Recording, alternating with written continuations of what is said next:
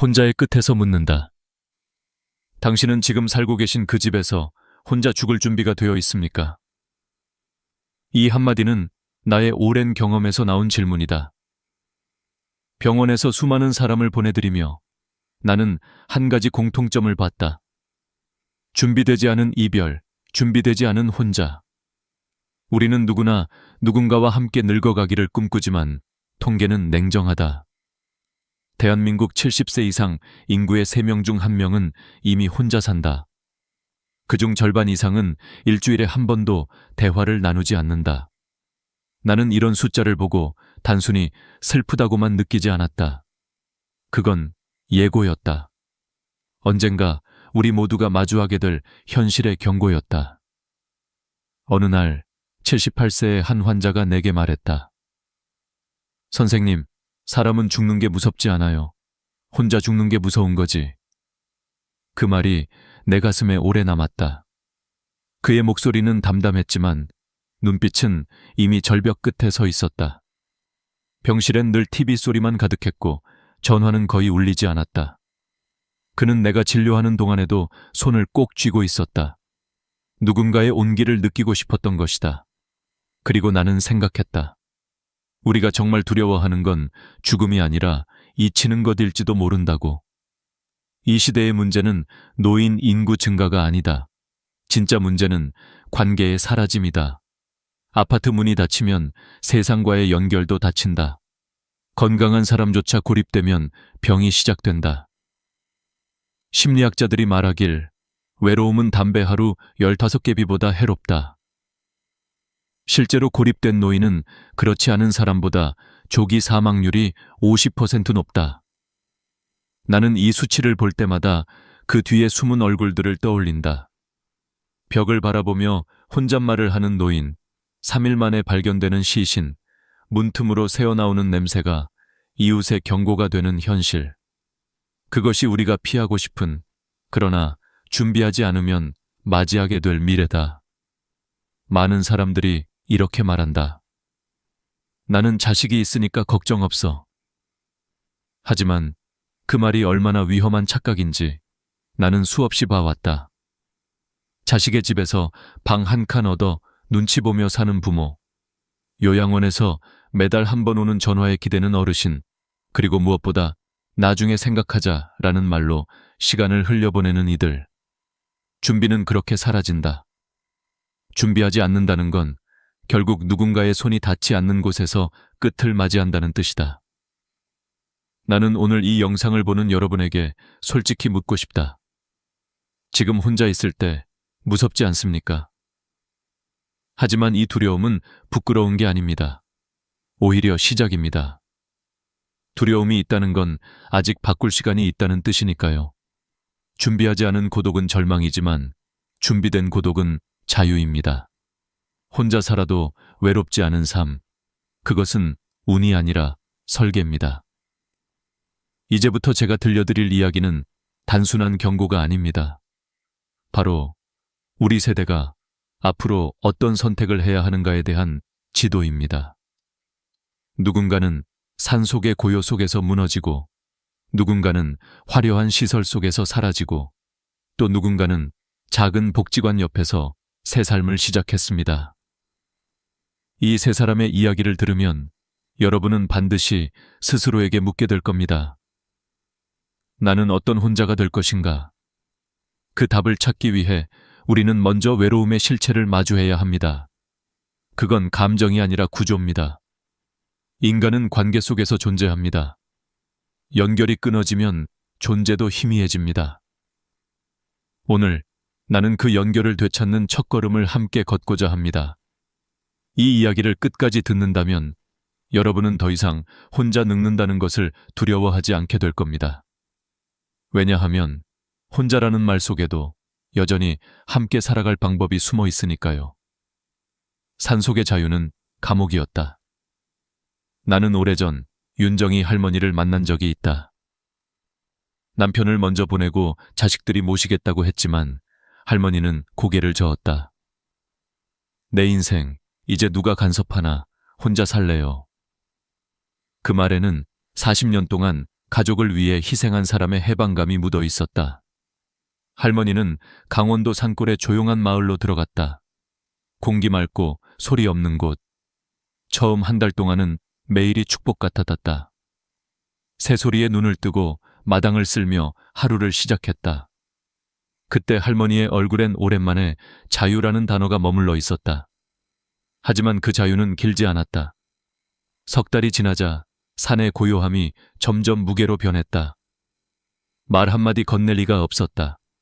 마트까지 차로 40분, 편의점은커녕 이웃집 불빛조차 멀었다. 할머니는 처음엔 그런 정막이 좋다고 했다. 그러나 어느 날부터인가 자신이 내는 숨소리조차 낯설게 들렸다. 텃밭을 가꾸며 흙냄새를 맡아도 마음이 메말랐다. 내 목소리가 점점 사라지는 것 같아요. 할머니는 나에게 그렇게 말했다. 그 후 어느 겨울밤이었다. 눈이 내리던 날 할머니는 갑자기 가슴 통증을 느꼈다. 손이 떨렸고 전화기를 찾는데 10분이 걸렸다. 119에 전화를 걸고도 구급차가 오기까지 50분이 걸렸다. 그 긴 시간 동안 할머니는 침대에 누워 천장을 바라봤다. 그리고 속삭였다. 이렇게 혼자 죽는구나. 다행히 그날은 심근경색 전조 증상이었고 목숨은 건졌다. 하지만 마음속에 무언가가 꺾였다. 그날 이후 할머니는 매일 해가 지면 불안해졌다. 바람 소리가 유령의 속삭임처럼 들렸고 창문이 흔들릴 때마다 심장이 덜컥했다. 그녀는 다시 서울로 돌아왔다. 병원에서 나를 만났을 때 할머니는 담담히 말했다. 혼자 사는 건 괜찮았어요. 근데 혼자만 있는 건 견딜 수가 없더라고요. 그 말은 내 머릿속에서 오래 울렸다.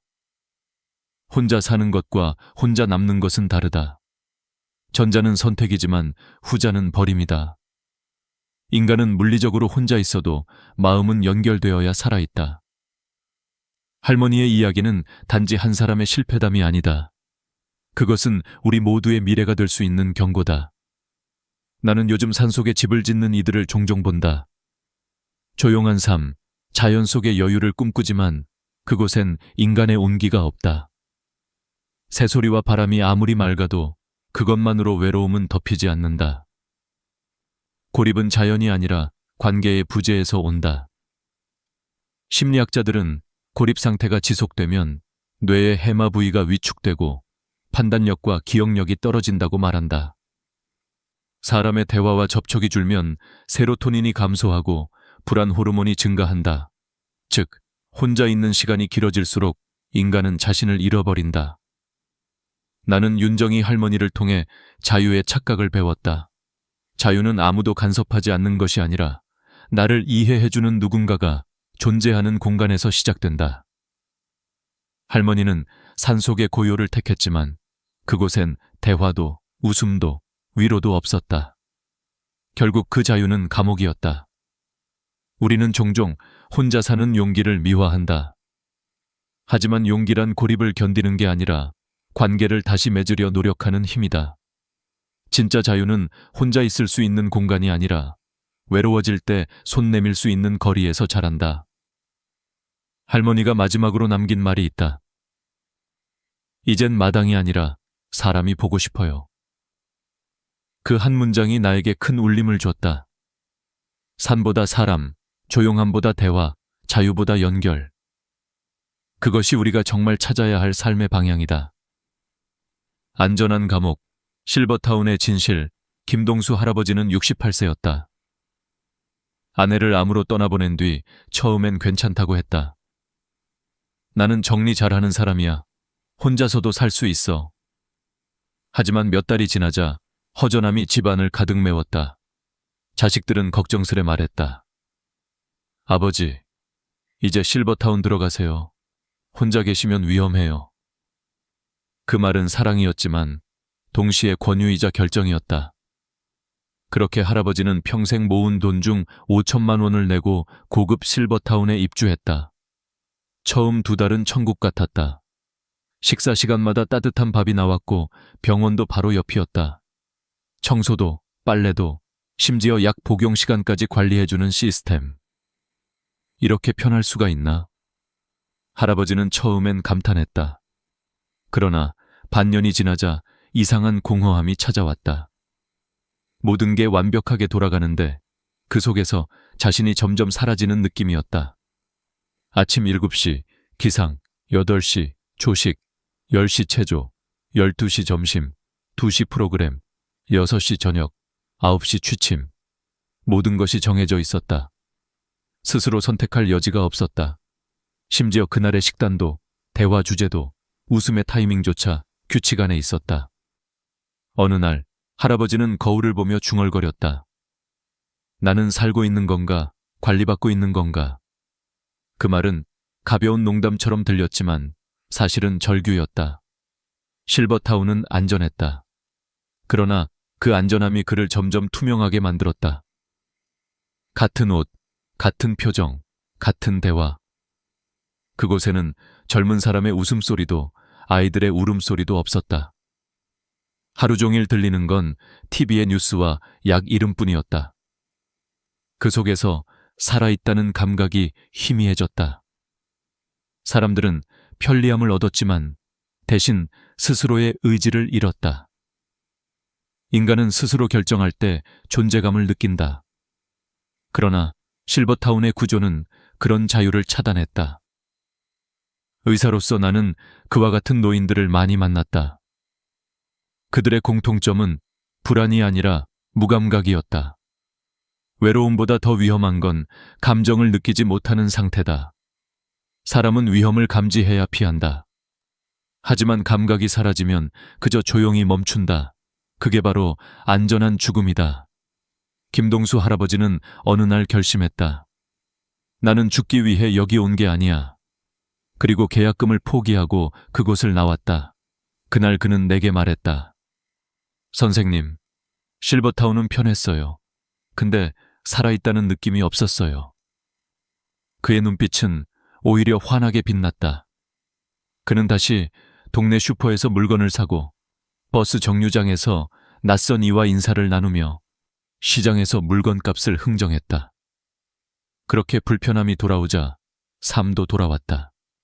이 이야기를 듣고 나는 깊이 생각했다. 우리는 편리함을 행복으로 착각한다.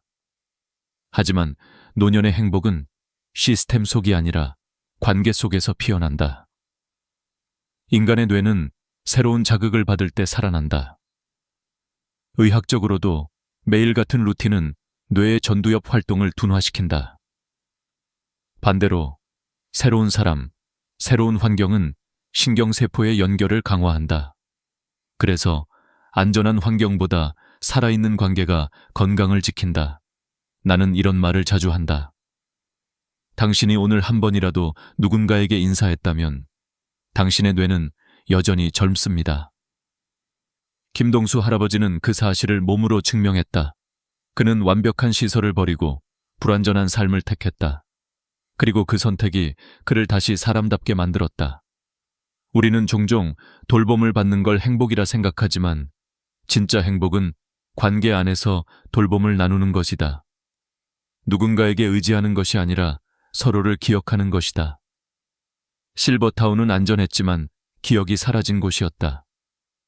거기엔 매일 누군가 떠났고 그 빈자리를 아무도 말하지 않았다. 그 침묵이 진짜 고독이었다. 김동수 할아버지는 지금 작은 월세방에서 혼자 산다. 하지만 그는 매일 마트 직원에게 인사하고 공원 벤치에서 이웃과 차를 나눈다. 이게 내 세상이지. 그는 웃으며 말했다. 나는 그를 보며 깨달았다. 혼자 살아도 세상과 연결되어 있다면 인간은 결코 혼자가 아니다. 복지관 근처의 기적 박순옥 할머니는 71세였다. 남편과 사별한 후 아무도 모르게 오랫동안 혼자 살 준비를 해왔다. 누구에게 기대면 언젠가는 실망하게 되니까요. 그녀는 그렇게 담담히 말했다. 하지만 그녀의 혼자됨은 윤정희 할머니나 김동수 할아버지와 달랐다. 그녀는 혼자였지만 결코 고립되지 않았다. 그녀가 선택한 곳은 서울 외곽, 복지관에서 걸어서 5분 거리의 15평짜리 아파트였다. 크지도 작지도 않은 공간. 집 앞에는 작은 공원과 편의점, 그리고 복지관의 붉은 벽돌 건물이 보였다. 매일 아침 7시 그녀는 요가복을 입고 복지관으로 향했다. 8시부터 요가 수업, 10시에는 건강 강의, 11시에는 친구들과 점심 식사. 도시락 1개 가격으로 따뜻한 밥을 먹으며 웃음이 오갔다. 오후에는 공원을 산책하고 저녁에는 아파트 문화센터에서 서예를 배웠다. 일주일에 2~3번은 같은 아파트에 혼자 사는 친구들과 번갈아 집에서 차를 마셨다. 혼자 살지만 외롭진 않아요. 그녀는 그렇게 말했다. 매일 인사할 사람이 있고 기다려주는 곳이 있으니까요. 그 말 속엔 삶의 질서가 있었다. 인간에게 필요한 건 공간이 아니라 관계의 리듬이었다. 나는 복지관을 노년의 생명줄이라고 부른다. 그곳엔 프로그램만 있는 게 아니다. 역할이 있다. 누군가는 봉사자로, 누군가는 학습자로, 또 누군가는 친구로 존재한다. 심리학 연구에 따르면 이런 역할감은 노년 우울증을 60% 이상 감소시킨다. 뇌과학자들은 말한다. 매일 다른 사람과 대화하는 행위가 해마와 전두엽을 활성화시킨다. 박순옥 할머니의 일상은 그 증거였다. 그녀는 내게 이렇게 말했다. 몸이 좀 아파도 복지관에 가면 다 낫는 것 같아요. 그건 단순한 기분이 아니라 과학이었다. 사회적 교류는 세로토닌 분비를 높이고 코르티솔을 줄인다. 실제로 연구 결과에 따르면 하루에 30분만 다른 사람과 대화해도 혈압이 낮아지고 면역 기능이 향상된다. 혼자 있는 시간이 길수록 염증 수치가 오르고 기억력 저하가 빠르게 진행된다. 박순옥 할머니의 하루는 단조로워 보이지만 그 안엔 작은 기적들이 숨어 있었다. 아침 요가에서 함께 땀 흘리는 친구, 점심 식사 중 건네는 맛있죠? 라는 한마디, 저녁 서예 시간의 집중. 그 모든 순간이 그녀의 뇌를 젊게 만들었다. MRI로 본다면 아마 활짝 빛나는 뉴런이 가득할 것이다. 한 번은 내가 물었다. 할머니, 가장 행복할 때가 언제세요? 그녀는 미소 지으며 대답했다. 누가 제 이름을 불러줄 때요. 그 짧은 대답이 이 모든 이야기의 핵심이었다.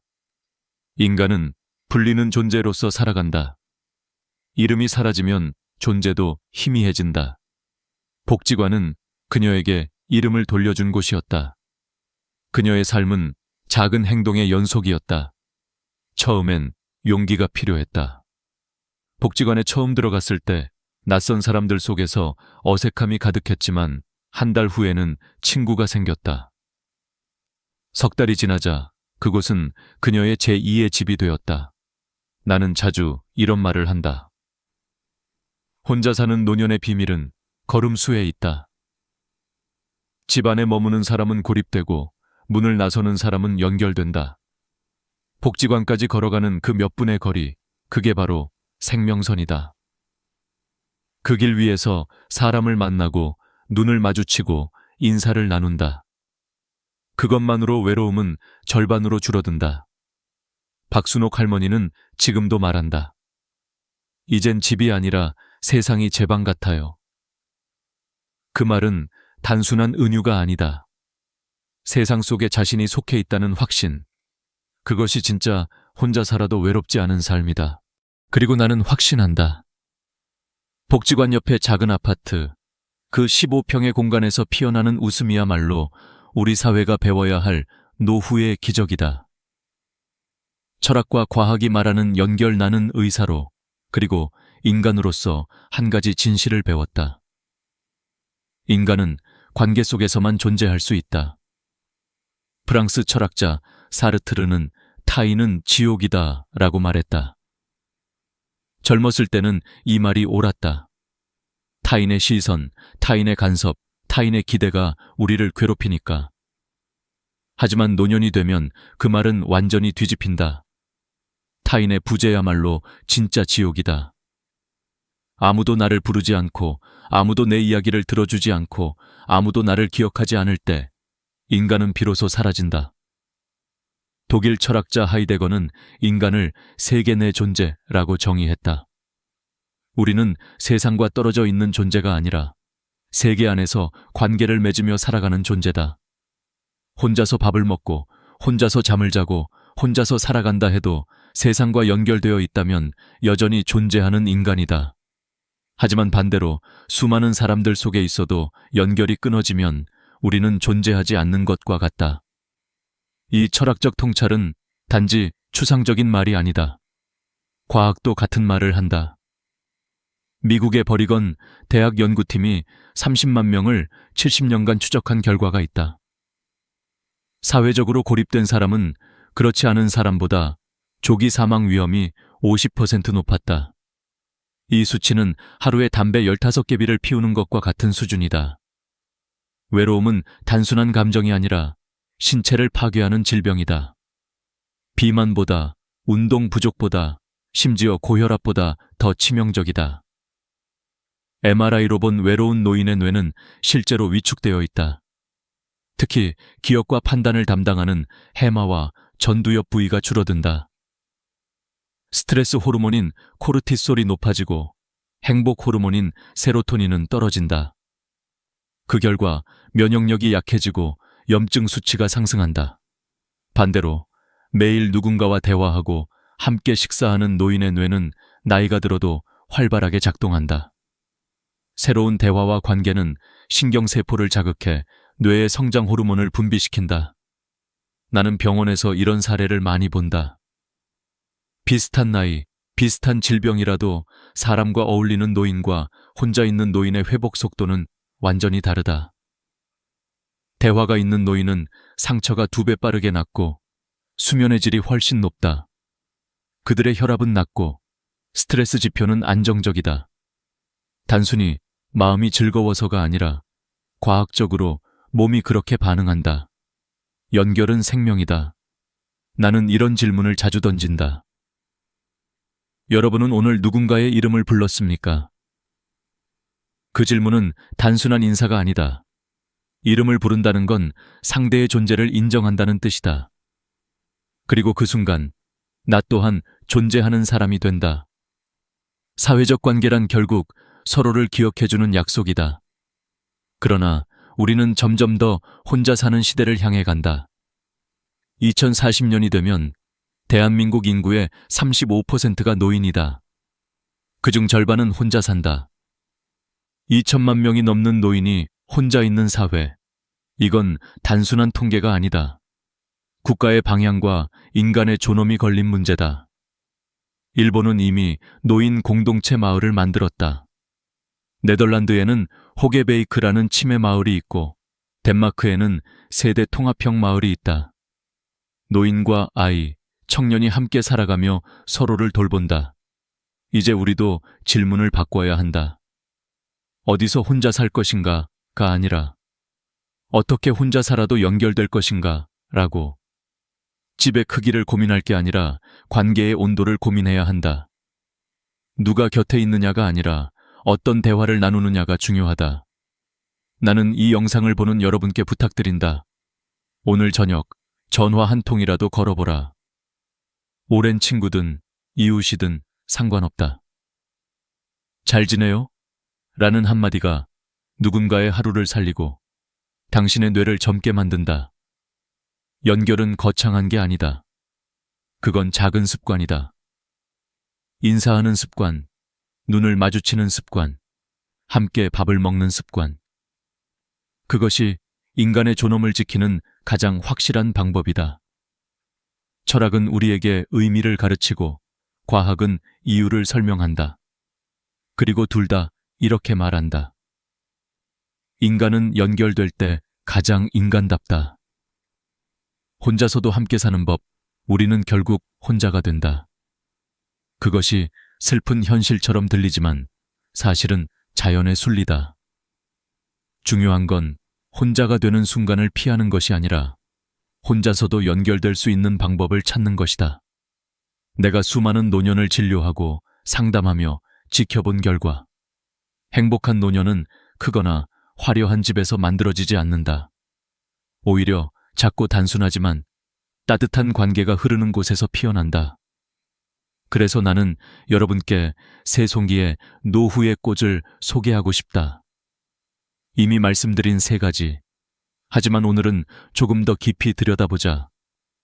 첫 번째 꽃은 복지관 근처의 작은 아파트다. 이건 단순히 위치의 문제가 아니다.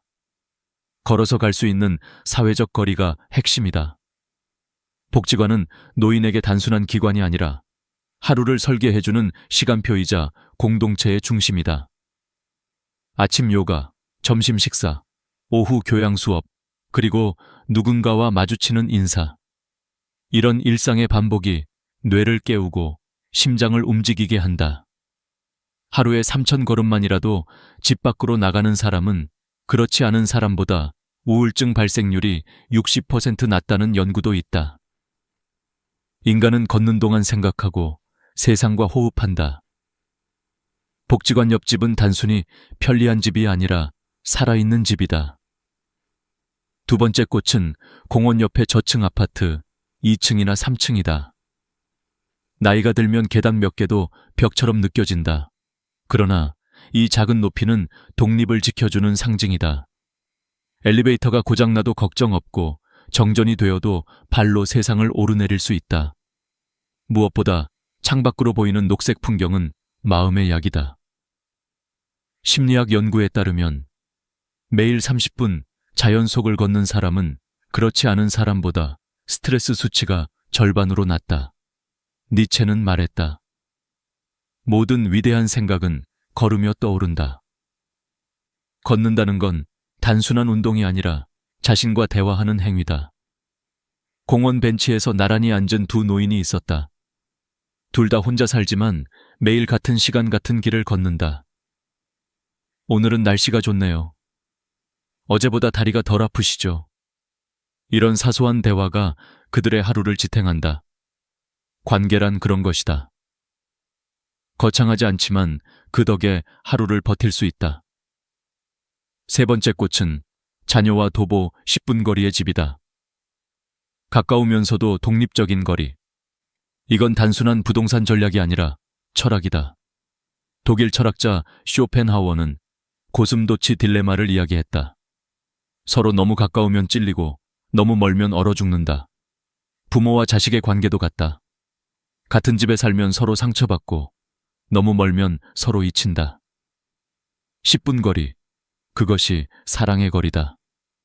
필요할 땐 금방 달려갈 수 있고 일상은 각자 지킬 수 있다. 이 거리에는 존중이 있다. 부모는 자식을 통제하지 않고 자식은 부모를 부담스러워하지 않는다. 그런 거리가 사랑을 오래 살게 한다. 프랑스 철학자 가브리엘 마르셀은 이렇게 말했다. 사랑한다는 것은 네가 죽지 않을 거라고 믿는 것이다. 가까운 곳에서 서로의 안부를 확인할 수 있는 삶, 그것이 진짜 효도이자 서로를 지키는 방법이다. 이제 여러분께 묻겠다. 이 3가지 중 어떤 삶을 선택하시겠습니까? 복지관 근처의 집, 공원 옆의 집, 아니면 자녀와 10분 거리의 집. 어느 것이든 정답은 없다. 중요한 건 생각이 아니라 실행이다. 지금 바로 인터넷을 켜서 당신이 사는 지역의 복지관을 검색해보라. 근처 아파트의 시세를 살펴보고 직접 걸어보라. 공원의 길을 걸으며 벤치에 술을 세워보라. 자녀와 커피 한잔하며 미래를 솔직히 이야기해보라. 준비는 거창하지 않다. 그것은 발걸음 하나, 전화 한 통, 대화 한 번에서 시작된다. 혼자 사는 노년이 두렵지 않다. 준비되지 않은 노년이 두려운 것이다. 준비된 혼자살이는 자유다. 고립이 아니라 선택이고 외로움이 아니라 평화다. 삶의 마지막 10년을 기다림이 아닌 살아있음으로 채우기 위해서는 지금 행동해야 한다. 이 영상을 보고 있다면 지금이 바로 그 첫걸음이다. 당신이 혼자서도 웃을 수 있는 세상.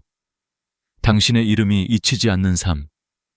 그것이 우리가 함께 만들어야 할 미래다.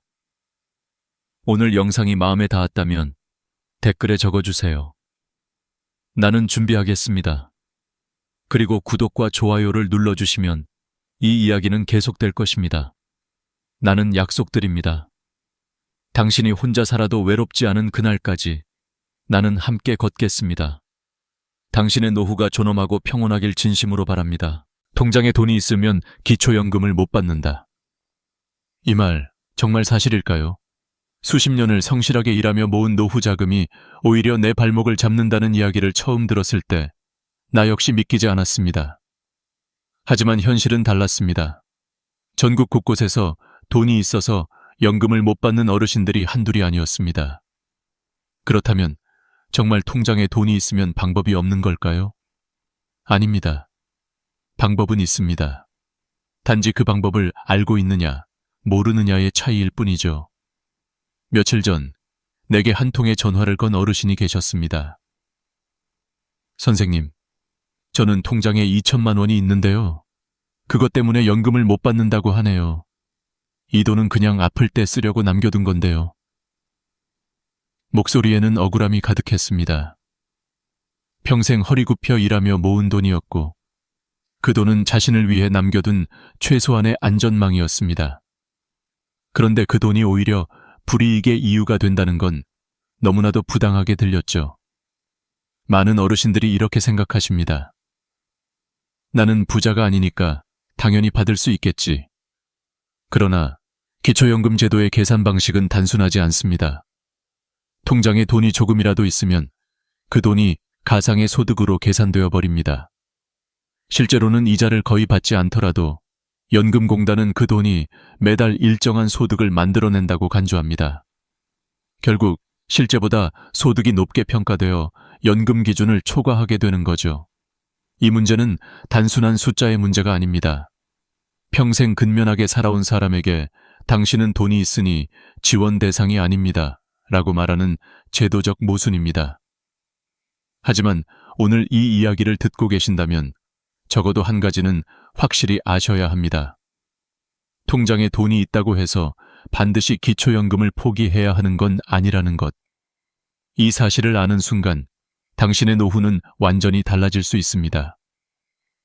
나는 지난 20년간 8,000명이 넘는 어르신들의 재정 상담을 해왔습니다. 그중 80% 이상이 통장 관리 방식 하나만 바꿔서 문제를 해결했습니다. 어떤 분은 3천만 원을 그대로 유지하면서도 매달 34만 원의 기초연금을 받게 되었습니다. 그분이 나에게 처음 하신 말이 아직도 기억납니다. 선생님, 돈도 그대로 있고 연금도 받는다니 이게 진짜 가능한 일이군요. 그렇습니다. 가능한 일입니다.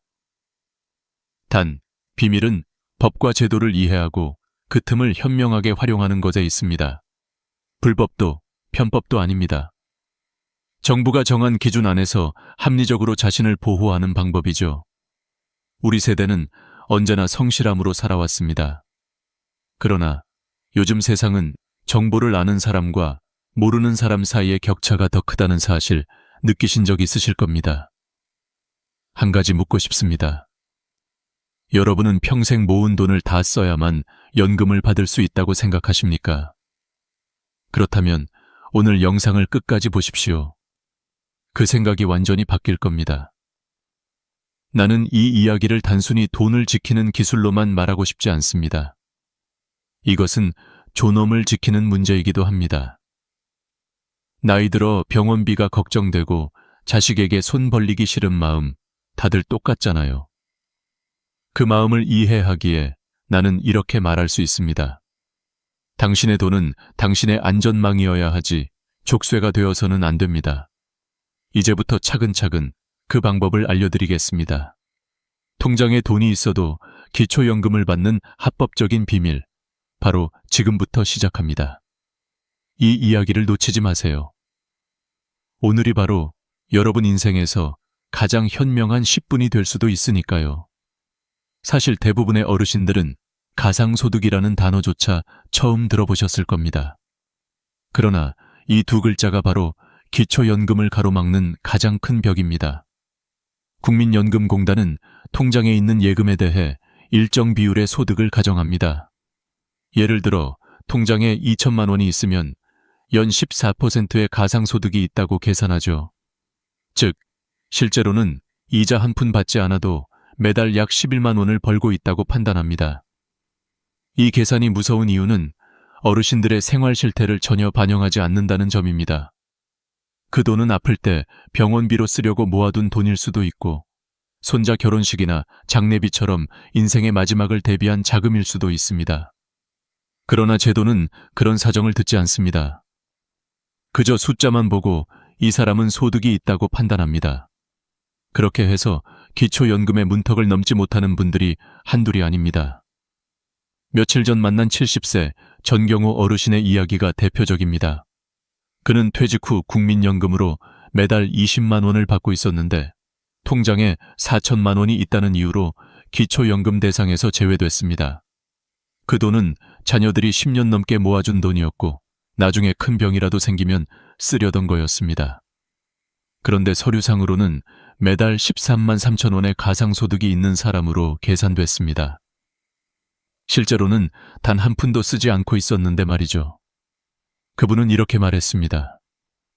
평생 일하며 모은 돈인데 그게 죄가 되나요? 내가 이 돈을 낭비한 것도 아닌데 왜 벌점처럼 계산되는지 모르겠어요. 그 말에는 억울함과 허탈함이 뒤섞여 있었습니다. 나는 그분에게 조용히 말했습니다. 할아버지, 잘못은 할아버지에게 있는 게 아닙니다. 제도는 항상 평균을 기준으로 계산합니다. 하지만 우리 인생은 평균이 아니잖아요. 이 이야기를 듣고 계신 분들도 아마 비슷한 생각을 하실 겁니다. 나는 사치하지 않는데 왜 혜택을 못 받지? 그동안 세금도 냈는데 왜 나를 부자로 취급하지? 바로 여기서 가장 큰 함정이 숨어 있습니다. 제도는 자산의 형태를 기준으로 판단하지 그 돈의 목적을 묻지 않습니다. 그래서 현금처럼 보이는 돈이 있으면 그것을 자동으로 소득으로 간주해버립니다. 그러나 희망은 있습니다. 바로 이 함정을 이해하면 그 틈에서 벗어날 방법이 생기기 때문입니다. 제도가 틀린 게 아니라 우리가 그 제도의 작동 방식을 몰랐던 것뿐입니다. 어떤 제도든 기준을 이해하고 대응하면 합법적으로 혜택을 받을 수 있습니다. 나는 상담을 하며 늘 이런 말을 합니다. 제도는 차가운 숫자지만 그 숫자를 읽는 사람의 마음은 따뜻해야 합니다. 그래서 나는 어르신들의 이야기를 들으며 단순한 계산이 아니라 생활 속의 해법을 찾았습니다. 통장에 돈을 지키면서도 연금을 받을 수 있는 그 길, 이미 수많은 분들이 성공했습니다. 오늘 제가 여러분께 드릴 이야기는 단순한 팁이 아닙니다. 그것은 삶의 전략입니다. 은퇴 후에도 자신의 재산을 지키며 국가의 도움을 받는 방법, 다시 말해 정보를 아는 자의 생존법입니다. 우리는 젊을 때 열심히 일했지만 노후에는 아는 것이 돈이 되는 시대를 살고 있습니다. 이제 다음 단계로 넘어가 봅시다. 당신의 통장에 얼마가 남아 있어야 가장 안전할까요? 너무 많으면 연금이 끊기고 너무 적으면 병원비가 걱정됩니다. 그 균형의 지점을 찾는 것이 바로 첫 번째 기술입니다. 곧 이어서 수천 명의 사례에서 찾아낸 황금 비율, 생활비 통장 최적화의 비밀을 알려드리겠습니다. 나는 상담을 하면서 수없이 같은 질문을 받았습니다. 선생님, 그럼 통장에 얼마를 남겨둬야 하나요? 그 질문은 늘 간절했습니다. 너무 적게 남기면 불안하고 너무 많이 남기면 연금을 못 받을까 걱정이니까요. 그래서 나는 오랜 경험을 통해 한 가지 확실한 결론을 내렸습니다.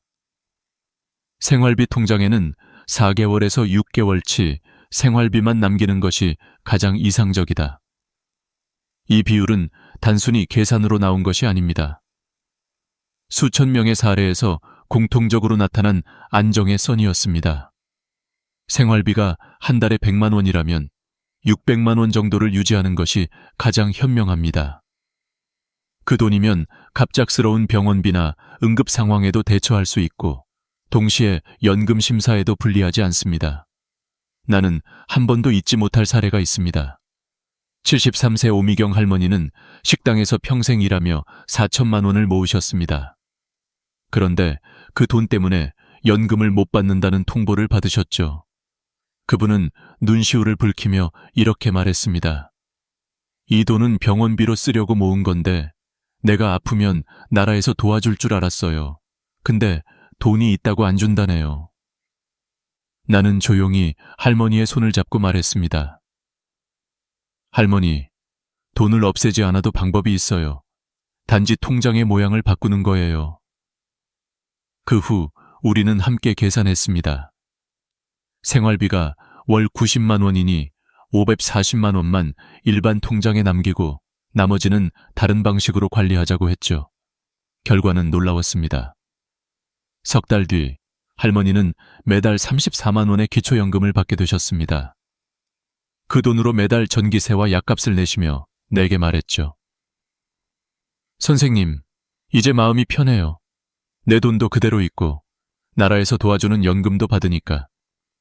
이 이야기를 들으면 이렇게 생각하실 수도 있습니다. 나는 계산이 서툴러서 복잡한 건 못하겠어요. 걱정하지 않으셔도 됩니다. 간단한 공식이 있습니다. 월 생활비 X6, 1일 최적의 통장 잔고. 월 70만 원이라면 420만 원, 100만 원이면 600만 원, 120만 원이면 720만 원이 적당한 수준입니다. 이렇게만 정리해도 많은 분들이 한숨을 돌리십니다. 왜냐하면 얼마를 남겨야 하는지 알게 되면 막연한 불안이 사라지기 때문입니다. 불안은 언제나 모르는 데서 시작되니까요. 그리고 한 가지 더 중요한 점이 있습니다. 통장은 단순히 돈을 보관하는 장소가 아니라 정부가 당신의 삶을 평가하는 창문이기도 합니다. 연금공단은 통장의 움직임을 보고 판단합니다. 돈이 불규칙하게 많이 들어오거나 갑자기 빠져나가면 의심을 받기 쉽습니다. 그래서 생활비 통장은 규칙적이고 예측 가능한 흐름을 만들어야 합니다. 일정한 날짜에 비슷한 금액이 지출되면 안정적으로 보이죠. 한 76세 택시기사 출신의 최병국 할아버지는 이런 말씀을 하셨습니다. 퇴직금 5천만 원이 있으니 그걸 줄여야 한다고 하더군요. 근데 내가 그걸 왜 줄여야 합니까? 내가 평생 번 돈인데. 나는 미소를 지으며 대답했습니다. 줄이는 게 아니라 잘 보관하는 겁니다. 그분은 통장에 600만 원만 남기고 나머지를 노인우대 장기저축 상품으로 옮겼습니다. 3달 뒤 그는 첫 연금을 받으며 전화를 걸어왔습니다. 선생님, 믿기지 않네요. 돈도 그대로 있고 매달 34만 원이 들어오다니. 그때 나는 깨달았습니다. 사람들은 가난해서 연금을 못 받는 게 아니라 정보가 없어서 못 받는다는 걸. 우리의 부모 세대는 늘 성실하면 된다고 배웠지만 지금은 알아야 지킨다의 시대입니다. 이제부터는 단순한 통장 잔고가 아니라 내 돈을 지키는 전략으로 접근해야 합니다. 다음에 말씀드릴 방법은 이 통장 관리법보다 더 강력한 무기입니다. 이름만 들어도 생소한 제도지만 그것을 아는 어르신들은 이미 풍요로운 노후를 살고 계십니다. 그것은 바로 노인우대 장기저축 상품입니다. 이 상품을 제대로 활용하면 통장에 3천만 원이 있어도 연금심사에서 없는 돈으로 계산됩니다. 어떻게 그게 가능할까요? 그 비밀을 지금부터 알려드리겠습니다. 노후 재정 상담을 하다 보면 많은 분들이 이런 말을 하십니다. 은행에 오래 다녔지만 이런 상품이 있는 줄 몰랐어요. 바로 그 상품이 오늘 이야기할 노인우대 장기저축 상품입니다. 이름만 들으면 복잡해 보이지만 실제로는 매우 간단하고 강력한 제도입니다. 65세 이상 어르신이라면 누구나 가입할 수 있고 최대 3천만 원까지 예금이 있어도 기초연금 소득 인정액에서 제외됩니다. 다시 말해 없는 돈으로 인정받는 것이죠. 이 상품을 제대로 이해한 분들은 말합니다. 이건 나라에서 준 두 번째 연금이네요. 그만큼 효과가 큽니다. 문제는 많은 분들이 이 사실을 모르거나 은행 직원조차 적극적으로 안내하지 않는다는 겁니다. 그래서 나는 늘 상담 자리에서 이렇게 말합니다. 세상에는 모르면 손해보는 제도가 있고 아는 순간 인생이 달라지는 제도가 있습니다. 이건 후자입니다. 70세 장태원 어르신의 사례를 들어볼까요? 퇴직금으로 받은 3,500만 원 때문에 연금을 못 받던 분이었습니다. 그분은 이 상품의 존재를 알고 3천만 원을 예치했습니다. 그리고 단 3개월 만에 연금 심사에서 통과되었습니다. 선생님, 저는 이제야 세상이 조금은 공평하다고 느껴요. 그는 웃으며 말했습니다. 그 웃음에는 안도와 감사가 섞여 있었습니다. 이 상품의 원리는 단순합니다. 국가가 정한 장기저축 예금 중 일정 조건을 충족하면 노후 안정자금으로 인정되어 자산평가에서 제외됩니다. 그러나 주의할 점도 있습니다.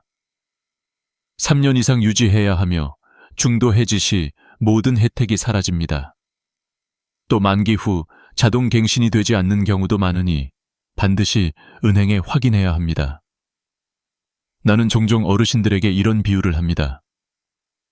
이 상품은 숨겨진 금고와 같습니다. 누구에게도 불법이 아니고 언제든 꺼내 쓸 수 있지만 일정 기간 동안은 그대로 두는 게 가장 안전합니다. 실제로 이 제도를 이용한 분들 중에는 10년 넘게 연금을 꾸준히 받고 있는 사례도 많습니다.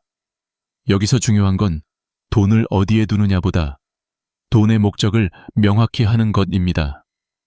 예를 들어 병원비나 노후 생활비로 지정해두면 심사에서 의심받을 이유가 없습니다. 하지만 목적이 불분명하거나 갑작스럽게 자금이 이동하면 공단은 그 돈을 활동성 자산으로 간주합니다. 그러면 다시 문제가 생기죠. 나는 이런 부분을 이야기할 때마다 늘 덧붙입니다. 돈을 지키는 데엔 기술이 필요하지만 그 기술의 핵심은 정직입니다.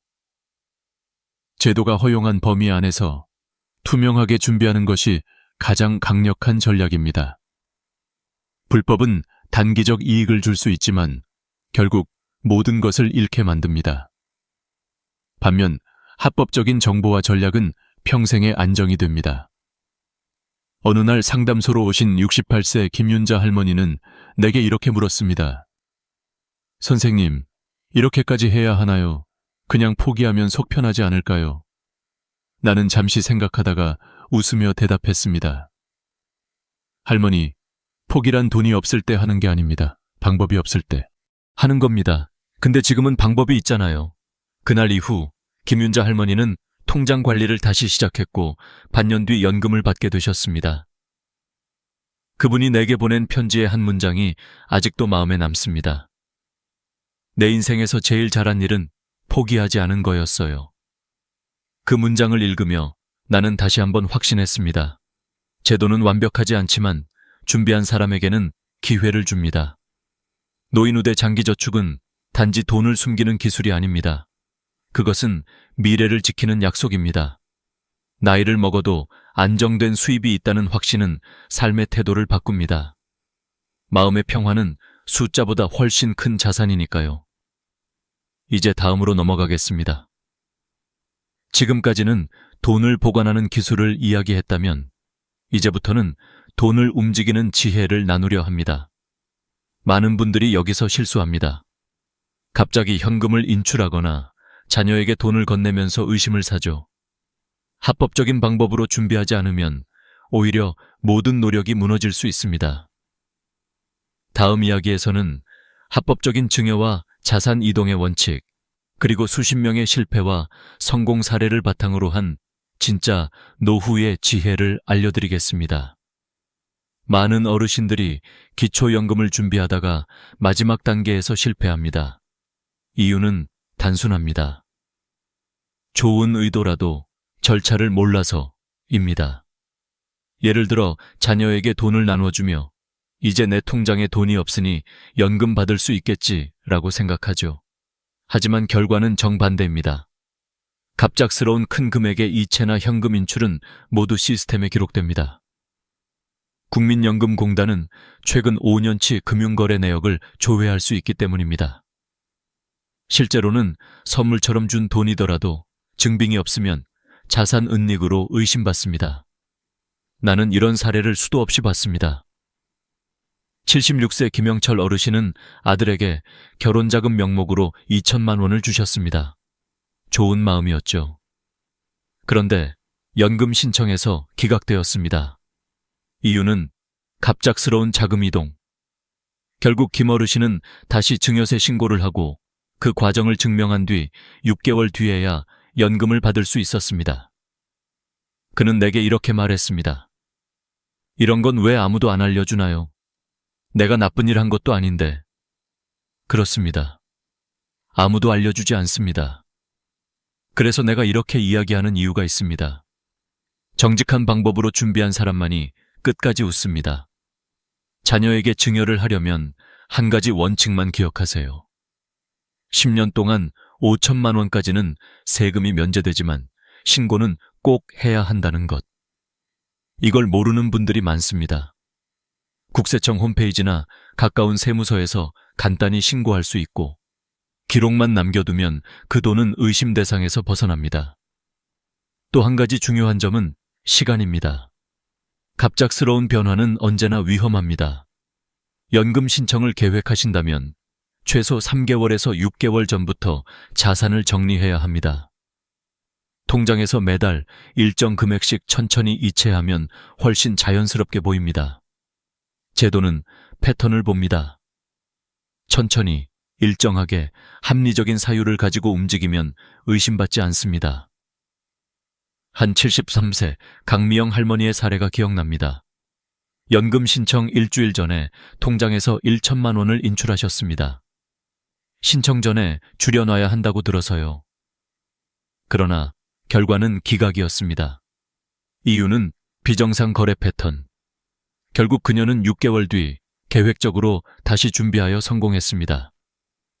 할머니는 내게 이렇게 말했죠. 그땐 몰랐어요. 서두르다 보니 오히려 손해였네요. 내가 강조하고 싶은 건 단 하나입니다. 모든 과정은 투명해야 한다는 것. 돈을 옮길 땐 이유가 필요하고 그 이유를 설명할 수 있어야 합니다. 그게 합법적인 지혜입니다. 그리고 또 하나, 부부가 함께 사는 경우라면 반드시 공동 관리를 해야 합니다. 왜냐하면 부부가 각각 신청하더라도 평가 기준은 합산되기 때문이죠. 실제로 68세 김영수 어르신과 65세 이명자 할머니 부부는 처음엔 각각 신청했다가 실패했습니다. 이유는 간단했습니다. 합산 자산이 기준을 넘었기 때문이죠. 그 후 우리는 전략을 바꿨습니다. 생활비 통장은 하나로 통합하고 각자 노인우대 장기저축에 가입했습니다. 그리고 집수리에 일부 자금을 사용했죠. 몇 달 후 두 분 모두 연금을 받게 되셨습니다. 둘이 합쳐 매달 68만 원이 들어오니 이젠 마음이 편해요. 그분은 웃으며 말했습니다. 이처럼 모든 방법에는 법의 틀 안에서 움직이는 리듬이 있습니다. 이 리듬을 이해하면 더 이상 제도가 두렵지 않습니다. 세상은 복잡하지만 정직하게 준비한 사람을 지켜줍니다.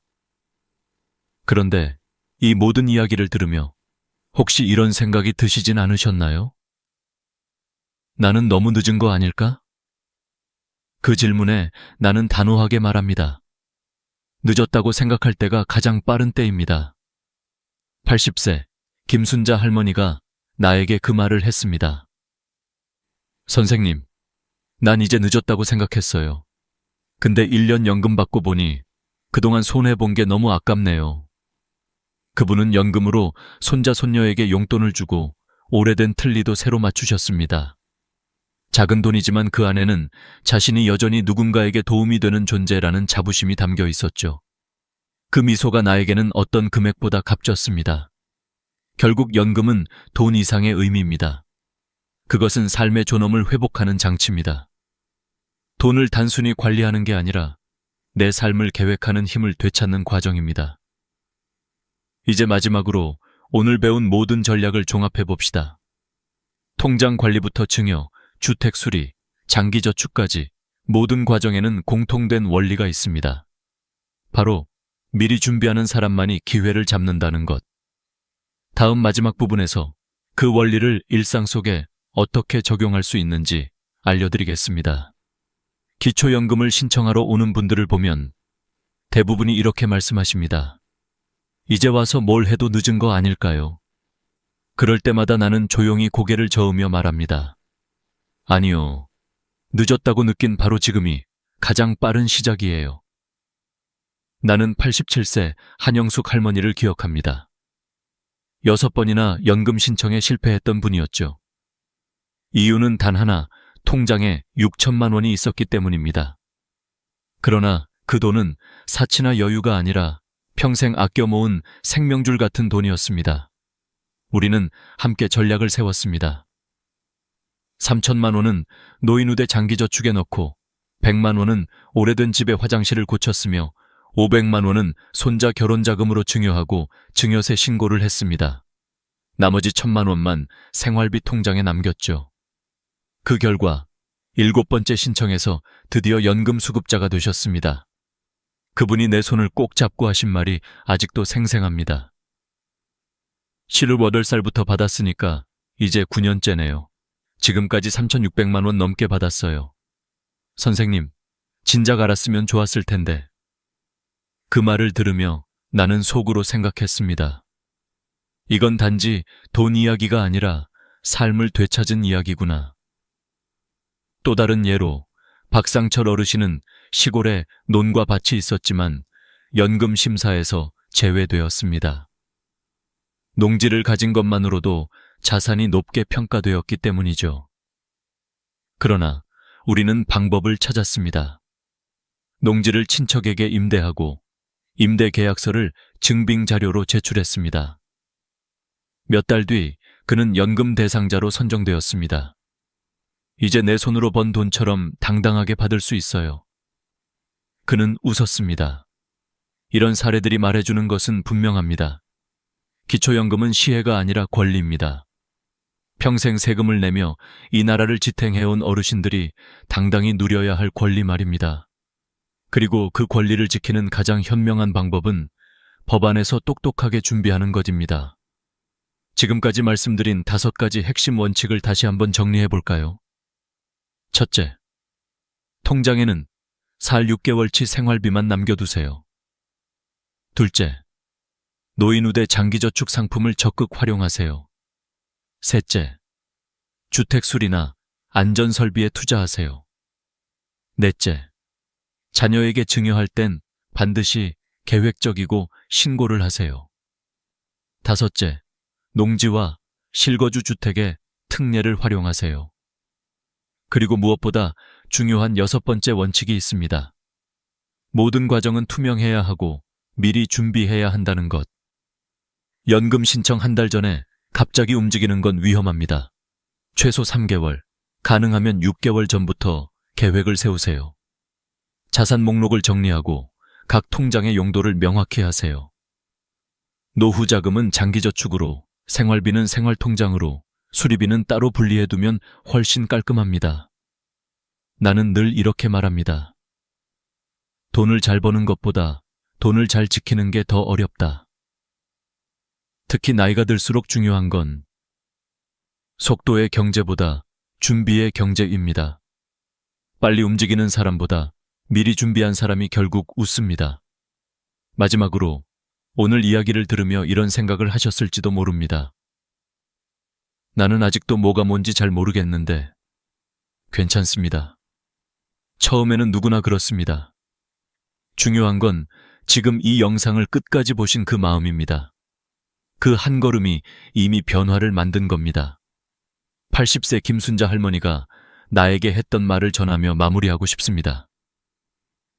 늦었다고 생각할 때가 가장 빠른 때래요. 나는 10살에 처음 연금을 받았어요. 그 돈으로 손자들 용돈도 주고 틀니도 새로 했어요. 이제야 조금은 여유가 생긴 것 같아요. 그분의 웃음 속에는 평생의 안심이 담겨 있었습니다. 여러분, 통장에 돈이 있다는 이유만으로 이 혜택을 포기하지 마세요. 기초연금은 단지 돈이 아니라 당신의 삶을 지키는 약속입니다. 지금 이 순간부터라도 준비를 시작하세요. 오늘이 바로 당신의 노후가 바뀌는 첫날입니다. 영상이 도움이 되셨다면 구독과 좋아요로 응원해주세요.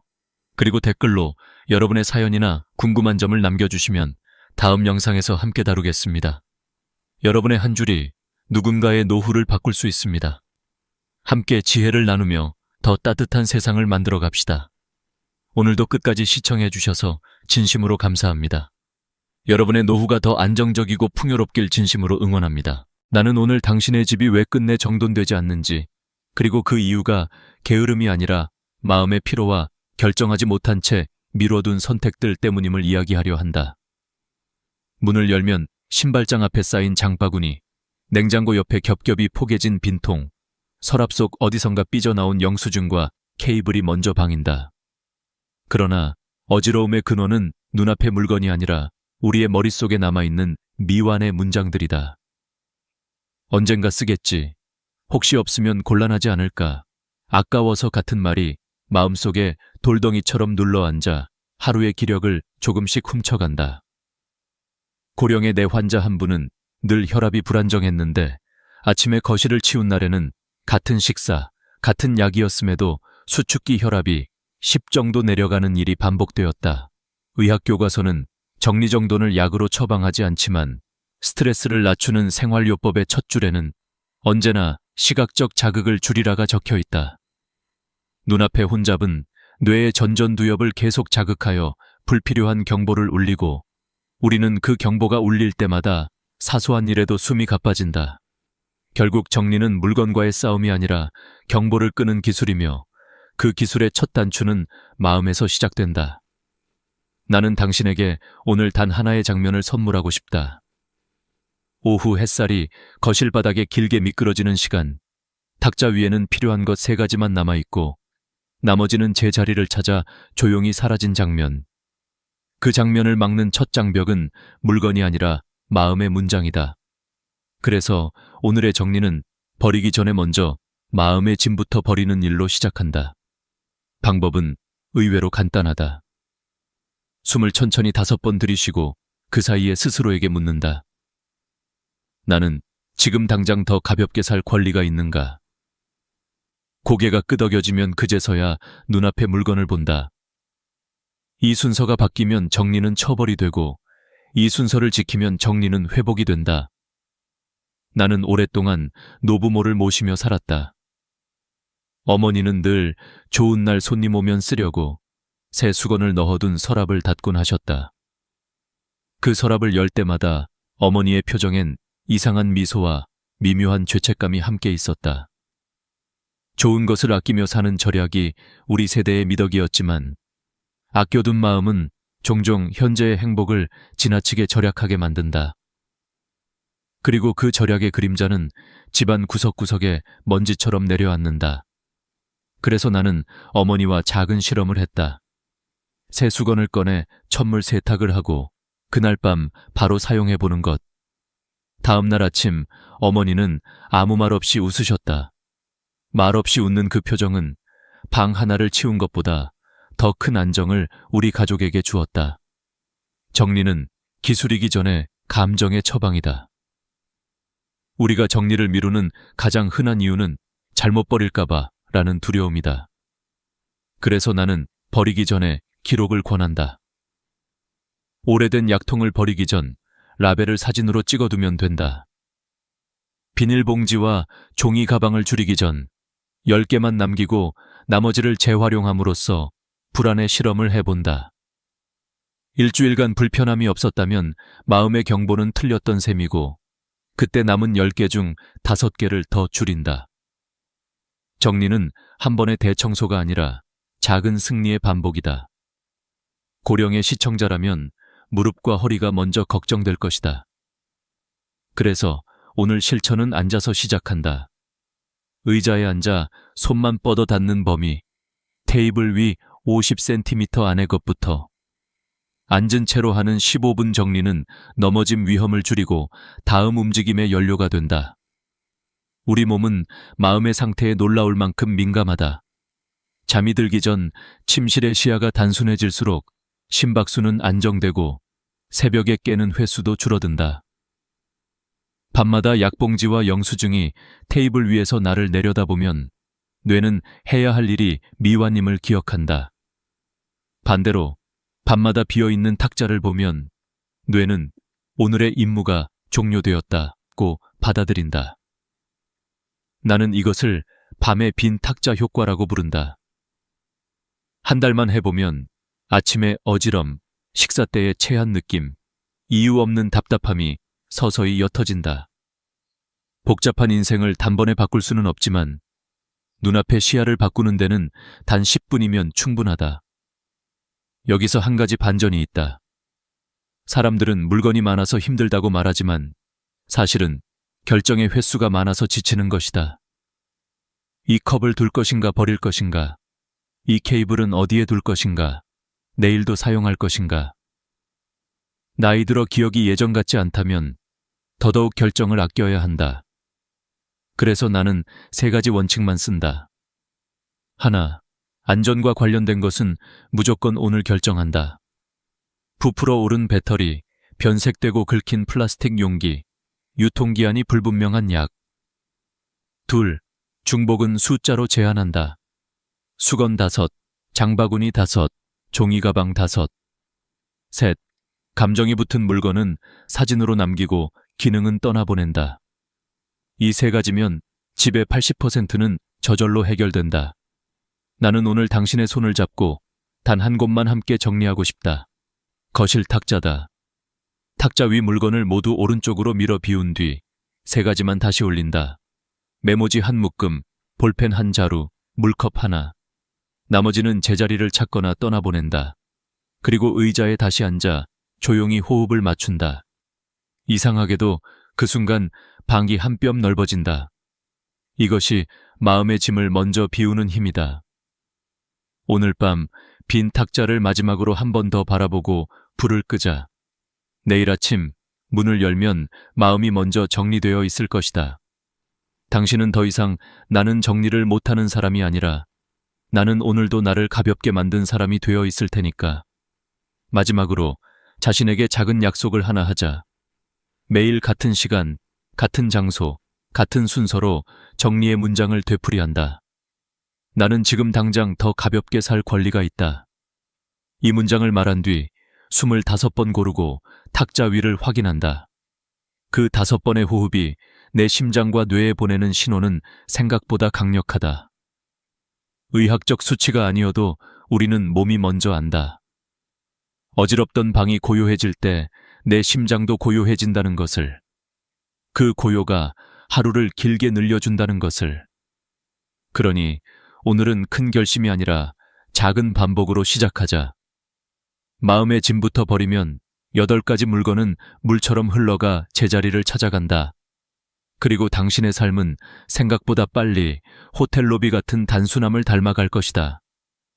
나는 종종 3-2-1 루틴을 권한다. 밤에 잠들기 전 3가지 시야 방해물을 치우고 아침 식사 전 2가지 안전 요소를 점검하며 점심 후 10가지를 떠나보내는 루틴이다. 시야 방해물 셋은 탁자 위 잡지, 광고지, 빈 컵처럼 눈에 걸리는 것들이다. 안전 요소 2은 전기 멀티탭의 스위치와 바닥의 걸림돌이다. 마지막 하나는 오늘 내 마음을 괴롭힌 물건 1가지다. 어제의 병원 영수증일 수도 있고 용도를 잃은 케이블일 수도 있다. 삶이 되어 돌아오는 이 리듬은 고령의 몸에도 부담이 적고 습관이 되면 약 먹듯 자연스럽게 따라온다. 불면을 호소하던 할아버지 한 분은 이 루틴을 2주 적용한 뒤 새벽각성이 줄었다고 말했다. 밤에 탁자와 바닥을 정리한 덕에 화장실을 가다가 걸려 넘어질까 하는 불안이 줄어들었고 그 불안이 줄자 잠이 깊어졌다는 소감이었다. 가끔은 가족의 반대가 가장 큰 난관이 된다. 아버지, 이건 버리면 안 돼요. 엄마, 나중에 필요할 수도 있잖아요. 갈등이 생기면 정리는 곧바로 멈춘다. 그래서 합의의 규칙이 필요하다. 첫째, 공용 공간 우선 원칙. 거실과 주방, 현관은 가족 모두의 안전과 마음을 위해 비워두기로 약속한다. 둘째, 보류 상자 제도. 애매한 물건은 날짜를 적어 상자에 넣고 30일이 지나도 찾지 않으면 자동으로 떠나보낸다. 셋째, 사진 보존으로 감정을 지킨다. 오래된 티셔츠의 로고, 아이가 그린 그림, 부모님의 유품은 고해상도로 찍어 앨범을 만든다. 물건의 무게는 덜어도 기억의 온도는 남는다. 한국의 아파트 문화에서는 재활용 동선이 정해져 있다. 경비실 옆 분리수거장, 1층 엘리베이터 홀, 지하 주차장 출입구. 무거운 것을 들고 오래 이동하기 어렵다면 작은 손수레를 준비하자. 비 오는 날엔 현관 앞에 임시 분리수거 바구니를 두고 맑은 날 한 번에 들고 나간다. 날씨와 몸 상태를 고려하는 정리는 오래 간다. 이제 마지막 질문으로 돌아가자. 나는 무엇을 비우면 가장 먼저 숨이 편해질까? 대부분은 공간이 아니라 의식의 문장을 비워야 한다. 그래서 지금 이 순간 작은 속삭임으로 시작하자. 나는 오늘 나를 덜어내기로 한다. 그 약속을 입술로 내뱉는 순간 집은 이미 조금 정돈된다. 그리고 내일 약통과 비닐봉지, 낡은 전자제품과 케이블, 아껴둔 새 수건과 이불, 종이 더미를 차례로 다룰 당신을 위해 나는 이 말을 남긴다. 정리는 내 삶을 가볍게 만들기 위한 사랑의 기술이며 나이를 먹을수록 가장 안전하고 확실한 자기 돌봄이다. 내가 오늘 꺼내 들고 싶은 것은 서랍 속 작은 약통 하나다. 겉보기엔 평범하지만 그 안에는 시한폭탄이 숨어 있다.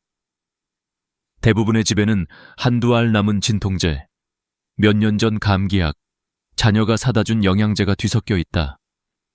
그러나 그 약통이 어지럽고 무거운 집의 첫 번째 원인이라는 사실을 아는 사람은 많지 않다. 의학 자료에 따르면 유통기한이 지난 약은 단순히 효능이 떨어지는 것이 아니라 화학 성분이 변질되어 독성 물질로 바뀔 수 있다고 한다. 습기가 많은 욕실에 보관된 약은 더욱 위험하다. 곰팡이와 세균이 번식하기 쉬운 환경 속에서 약은 변색되고 냄새가 스며든다. 한 대학병원 응급실의 통계에 따르면 지난 5년간 기한이 지난 약 복용으로 인한 위장장애 환자 중 60%가 60세 이상이었다.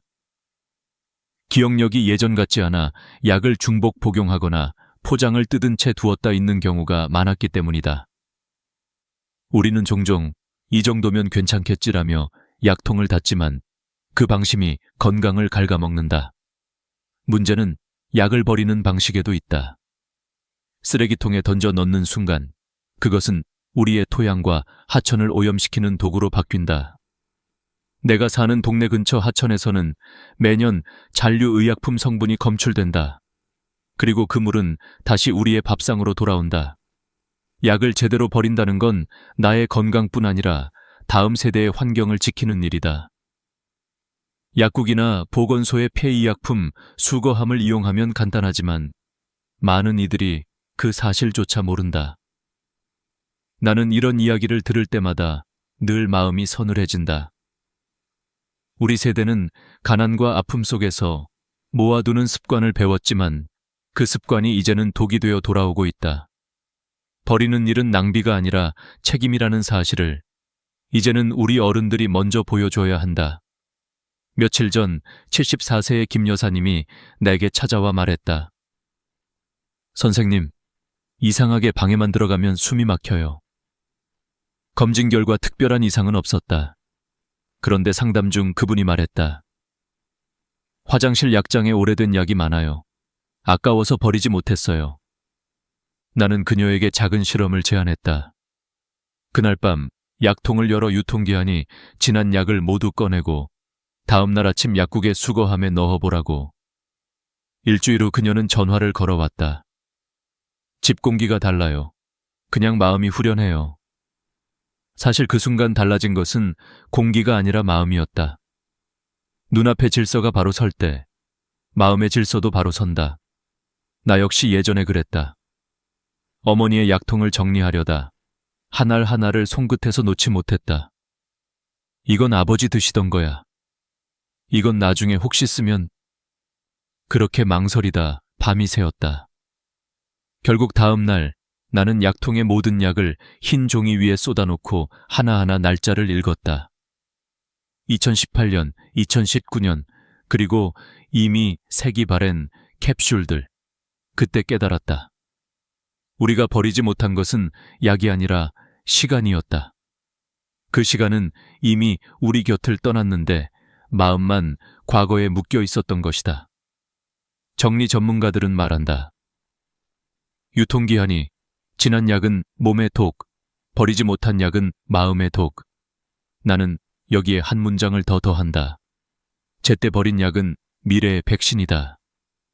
버리는 순간 우리는 몸과 마음을 동시에 치유한다. 그래서 나는 당신에게 이렇게 권하고 싶다. 오늘 영상을 보고 나면 바로 약통을 꺼내라. 플라스틱 통을 식탁 위에 올려놓고 날짜를 확인하라. 2023년 이전의 것은 모두 상자에 담아라. 그 상자를 내일 아침 약국으로 가져가라. 10분이면 된다. 그 10분이 당신의 건강을 지키는 예방주사다. 나는 이 과정을 3단계 약통 루틴이라고 부른다. 첫째, 꺼내기. 모든 약을 한눈에 보이게 한다. 둘째, 분류하기. 약의 이름과 날짜를 읽는다. 셋째, 보내기. 필요한 약만 다시 담고 나머지는 수거함으로 향한다. 이 단계를 할 때 놀라운 일이 벌어진다. 약통이 아니라 머릿속이 정리된다. 필요와 불필요가 구분되고 혹시 몰라서라는 막연한 불안이 이제 괜찮다는 확신으로 바뀐다. 의사로서 나는 약을 버리라고 권하지만 인생을 돌아보는 한 사람으로서는 집착을 버리라고 말하고 싶다. 우리 세대는 언제나 모자람 속에서 살아왔다. 그래서 남겨둔다. 그런데 정작 남겨둔 것은 마음의 찌꺼기뿐이다. 이제는 남김이 아니라 덜어냄으로 풍요로워질 때다. 나이가 들수록 약이 늘고 병이 늘고 걱정이 는다. 그러나 정리만큼은 줄일 수 있다. 버린다는 것은 단절이 아니라 정돈이다. 그 한 번의 정돈이 우리의 하루를 바꾸고 그 하루가 쌓여 삶을 바꾼다. 오늘 당신의 손끝에서 떠나는 한 알의 약이 내일 당신의 마음을 가볍게 만들 것이다. 그리고 그것이야말로 진짜 건강의 시작이다. 나는 이제 두 번째 방으로 당신을 초대하려 한다. 이 방은 겉보기에는 깨끗해 보이지만 서랍을 열어보면 숨막히는 풍경이 펼쳐진다. 마트 봉투가 봉투 안에, 종이 가방이 종이 가방 안에 또 들어있다. 당신은 그것들을 꺼내며 중얼거린다. 언젠가 쓸 거야. 하지만 그 언젠가는 오지 않는다. 정리 전문가들의 조사에 따르면 한국 가정의 평균 비닐봉지 보유량은 120개, 종이 가방은 80개 이상이다. 1년에 실제 사용하는 양은 10개 미만이다. 나머지는 단지 혹시 없으면 곤란할까봐 라는 불안 때문에 존재한다. 나는 이것을 결핍 공포의 흔적이라 부른다. 사람은 어린 시절 경험한 결핍을 나이 들어서도 무의식적으로 되풀이한다. 전쟁을 겪은 세대가 쌀 한 톨을 버리지 못하는 것처럼 경제적 불안 속에서 살아온 세대는 언제든 부족할 수 있다는 두려움을 버리지 못한다. 그러나 그 두려움이 오늘의 삶을 무겁게 한다. 부엌 구석에 쌓인 봉투는 단순한 쓰레기가 아니라 우리가 아직 내려놓지 못한 불안의 상징이다. 나는 이걸 불안의 박물관이라고 부르고 싶다. 어느 날 나는 아버지의 창고를 정리했다. 그곳엔 수십 년간 모은 종이 가방이 있었다. 백화점 로고가 바래고 손잡이가 끊어진 것들까지 깔끔히 접혀 있었다. 이걸 왜 이렇게 모으셨어요? 라고 묻자 아버지는 말했다. 나중에 누군가 선물 줄 때 쓸 수도 있잖냐. 그 말에 나는 잠시 말을 잃었다. 그 선물을 줄 누군가는 이미 떠났고 아버지의 손은 더 이상 무거운 쇼핑백을 들 힘이 없었다. 그때 깨달았다. 우리는 나중을 위해 살다가 지금을 잃는다. 그래서 나는 작은 규칙을 세웠다. 10개의 법칙. 비닐봉지는 10개, 종이 가방은 10개만 남긴다. 그 이상은 나를 위해서가 아니라 과거의 나를 위해 쌓인 짐이다. 실제로 이 규칙을 적용하면 놀라운 변화가 일어난다. 30개의 봉투를 줄이면 부엌 서랍 하나가 비워지고 거기에는 새로운 여유가 들어온다. 그 여유는 단순히 공간이 아니라 마음의 여백이다. 비닐봉지를 버릴 때는 미련이 남지 않도록 순서를 지키면 좋다. 먼저 크기별로 나눈다. 큰 것 5, 작은 것 5. 다음으로 상태를 본다. 찢어진 것은 즉시 버리고 깨끗한 것만 접어서 남긴다. 이렇게 정리하면 남는 것은 단 10개. 그 과정에서 불안이 고요로 바뀌는 것을 느낄 것이다. 손으로 봉투를 접는 행위는 명상과 비슷하다. 마음이 정리될수록 손끝의 움직임이 부드러워진다. 나는 한 방송에서 심리학자가 한 말을 잊지 못한다. 불안한 사람은 물건을 쌓고 안정된 사람은 공간을 쌓는다. 우리 집이 어수선한 이유는 공간이 부족해서가 아니라 불안이 넘쳐서다. 물건을 버리면 불안이 따라 나가고 그 빈자리에 평안이 들어온다. 실제로 환경심리학 연구에 따르면 시야에 보이는 물건의 개수가 50% 줄면 스트레스 호르몬인 코르티솔 수치가 30% 감소한다고 한다. 정리는 정신 건강의 약이자 혈압약이다. 이제 당신에게 작은 도전을 권한다. 오늘 저녁 식사가 끝나고 싱크대 앞에 서서 비닐봉지 한 무더기를 꺼내라. 그리고 그중 단 10개만 남기고 모두 버려라. 처음에는 손이 떨릴 수도 있다. 나중에 필요하면 어떡하지? 라는 생각이 들 것이다. 하지만 일주일 뒤 당신은 놀라게 될 것이다. 아무 일도 일어나지 않았기 때문이다. 불편하지 않다. 오히려 공간이 넓어지고 마음이 시원하다. 이 단순한 경험이 필요 없는 걱정의 실체를 깨닫게 한다. 나는 결핍 공포를 이기는 또 하나의 방법을 제안한다. 장바구니 하나를 항상 가방에 넣고 다니는 것이다. 접이식 장바구니 하나면 마트에서 봉투를 받을 일도 없다. 장바구니를 펴는 그 순간 당신은 불안을 접고 실천을 편다. 그리고 그 장바구니는 당신의 자존감이 된다. 나는 준비된 사람이다. 비닐봉지 정리를 마친 사람들은 공통적으로 이렇게 말한다. 이상하게 공기가 달라요. 그 말은 단지 황희 때문이 아니다. 불필요한 것이 사라지면 집이 숨을 쉰다. 그리고 그 숨결이 사람의 마음을 부드럽게 만든다. 당신의 집도 마찬가지다. 봉투와 종이 가방을 정리하는 일은 단순한 청소가 아니라 불안을 치유하는 작은 의식이다. 나는 이 과정을 10개의 평온이라고 부른다. 10개만 남긴다는 결심이 10배의 평온으로 돌아온다. 그리고 그 평온은 가족들에게도 전염된다. 손주가 방문했을 때 깨끗이 정리된 부엌을 본다면 그는 말없이 배운다. 할머니는 물건보다 질서를 사랑하는 분이구나.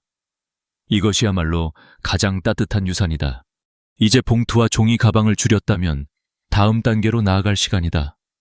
하지만 다음에 마주할 것은 단순히 공간을 차지하는 물건이 아니다.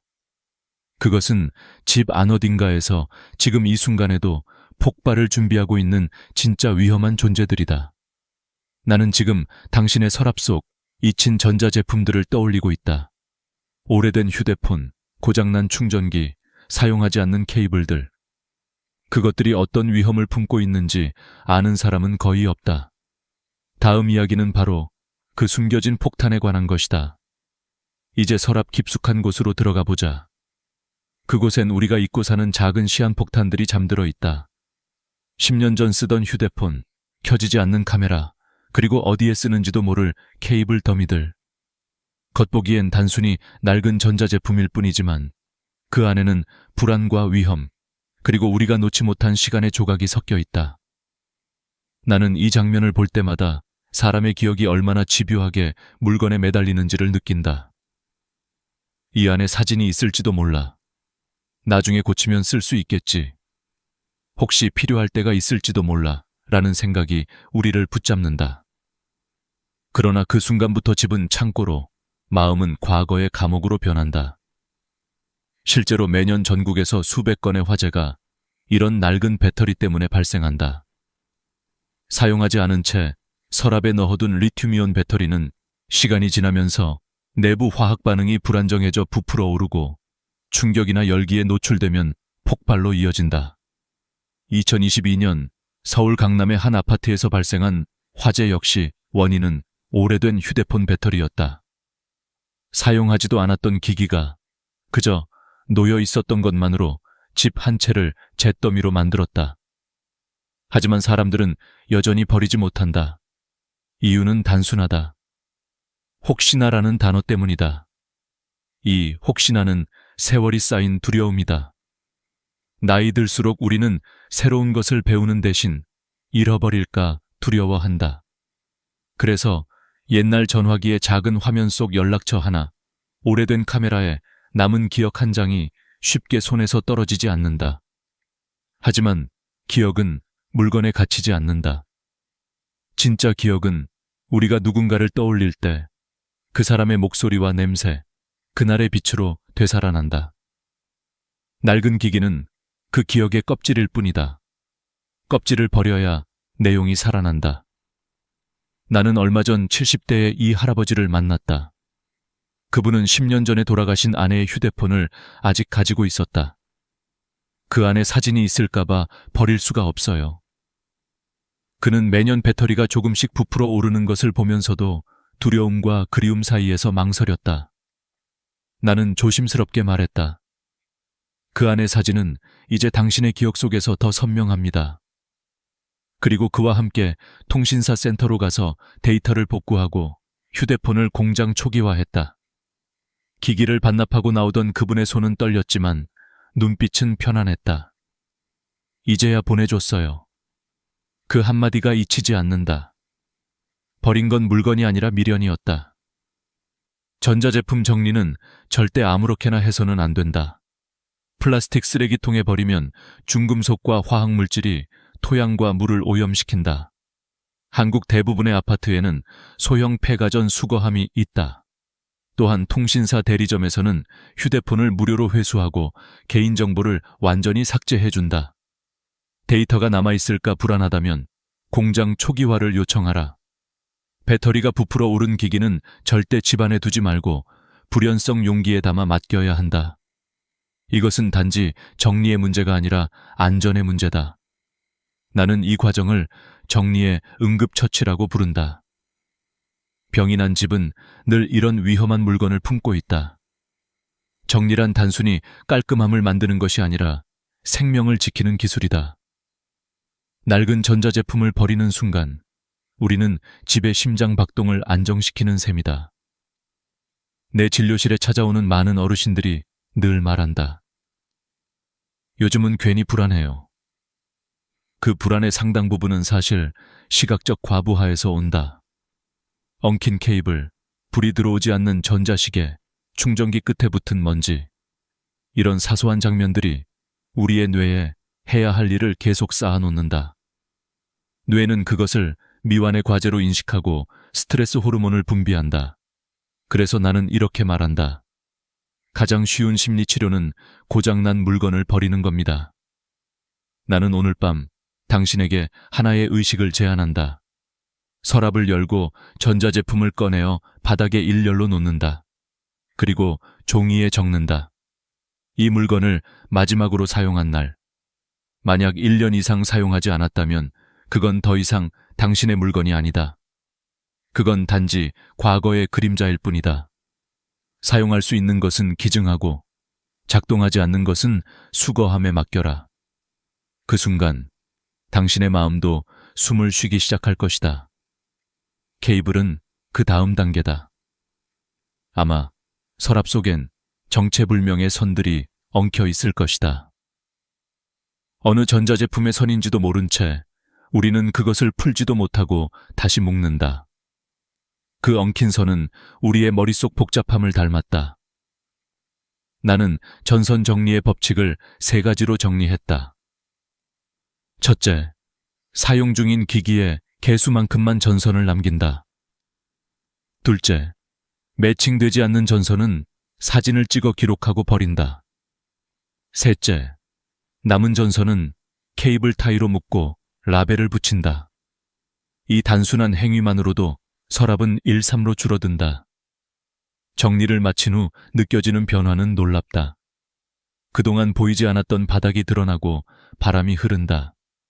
무엇보다 마음이 가벼워진다. 사람들은 말한다. 버리면 허전할까봐 두려워요. 하지만 진실은 그 반대다. 버리면 채워진다. 새로운 공기, 새로운 에너지, 새로운 평온. 정밀한 채움의 시작이다. 이제 당신은 세 번째 문을 통과했다. 약통을 비웠고 비닐봉지를 덜었으며 서랍 속에 위험한 전자제품을 보내줬다. 그런데 아직 끝이 아니다. 다음에 마주할 것은 훨씬 더 친숙하고 더 무섭다. 매일 손에 쥐지만 우리가 그 위험을 모르는 물건, 바로 반찬통이다. 당신의 주방 속 그 익숙한 플라스틱 용기들이 사실은 가장 가까운 적일지도 모른다. 이제 그 이야기를 시작해보자. 주방의 문을 열면 언제나 익숙한 풍경이 펼쳐진다. 반짝이는 유리컵, 냉장고 안의 반찬통, 서랍 속에 쌓인 뚜껑 없는 용기들. 우리는 매일 이 풍경 속을 지나가며 아무렇지 않게 살아간다. 그러나 그 평범함 속에 숨어있는 위험을 아는 사람은 드물다. 오래된 플라스틱 반찬통, 변색된 용기, 스크래치가 깊게 새겨진 통들은 단순히 낡은 주방 도구가 아니라 건강을 해치는 보이지 않는 적이다.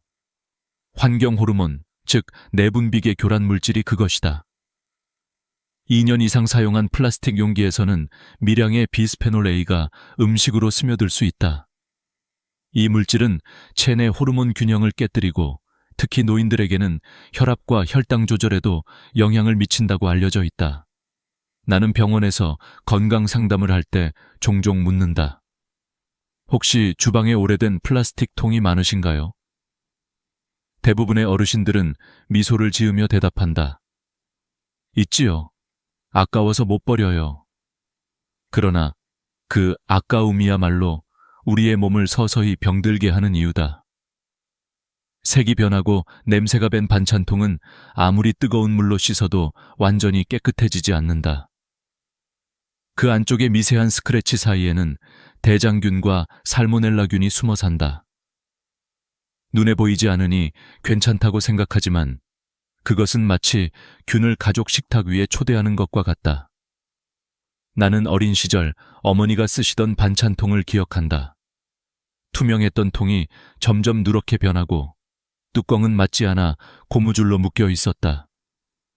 그 통 안에는 매번 된장국이나 김치가 들어 있었고 어머니는 늘 말했다. 이 통은 오래 써서 정이 들었어. 그 말이 따뜻하게 들렸지만 지금 생각해보면 정은 통이 아니라 손맛에서 비롯된 것이었다. 플라스틱은 시간이 지나면 변하고 그 변색은 세균의 그늘을 감춘다. 정리 전문가들은 주방 정리를 시작할 때 반드시 첫 손에 잡아야 할 것이 반찬통 정리라고 말한다.